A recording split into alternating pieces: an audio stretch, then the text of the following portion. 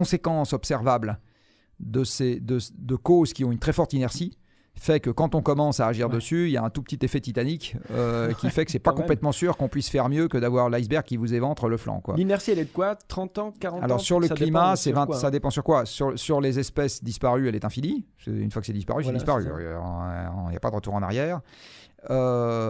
Sur la montée en température, l'inertie, elle est de quelques siècles, on va dire. C'est-à-dire qu'à partir du moment où on a dépassé la température pré-industrielle, le temps qu'on y revienne, il va se passer quelques siècles ou quelques millénaires. Le temps qu'on revienne au niveau de la mer pré-industrielle, là, il va se passer plus de 10 000 ans. Enfin, je veux dire, ça dépend du compartiment qu'on regarde. Mais globalement, ce qu'il faut retenir comme conclusion principale, c'est que la totalité des gens qui nous regardent, et de leurs enfants, et de leurs petits-enfants, et de leurs arrière-petits-enfants, et encore un certain nombre de générations derrière, ne vivront plus jamais dans un climat stable. C'est-à-dire que le climat va connaître une dérive, ça sera ça son état, donc on sera en permanence dans un climat en train de dériver. Pour toi, c'est déjà un acquis, ça? Ah oui, c'est sûr, ça a commencé, ça. C'est bon. Ça a commencé. Et la raison à cela, on en revient à la physique, c'est que le temps qu'il faut pour évacuer totalement un surplus de CO2 une fois qu'on l'a mis dans l'atmosphère et qu'on arrête les émissions, c'est plus de 10 000 ans. Donc de toute façon, le climat, dans quelques siècles, quoi qu'on fasse, le niveau de l'océan aura monté de quelques mètres.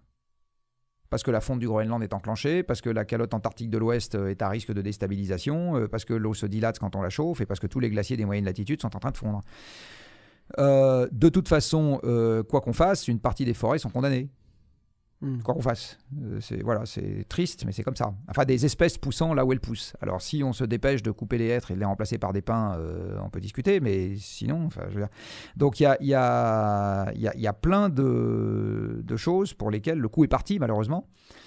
Et l'élévation de température, qui est le marqueur principal de la dérive du climat qu'on va avoir dans les 20 ans qui viennent, est indifférente à nos émissions. C'est-à-dire que c'est en totalité le reflet des émissions déjà passées, qui embarque l'évolution climatique des 20 années à venir. Et on ne peut plus rien y faire. C'est comme ça, c'est les lois de la physique.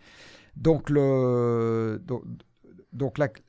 problème vis-à-vis du changement climatique, c'est que l'inertie est telle que l'image du Titanic est la bonne. C'est-à-dire qu'au moment où on commencera à se décider à agir, une partie de ce qui doit se produire ne peut de toute façon plus être évité. On est déjà dans l'iceberg. Exactement. On sait que de toute façon, on va se taper une partie de l'iceberg. Avec un peu de bol, il faut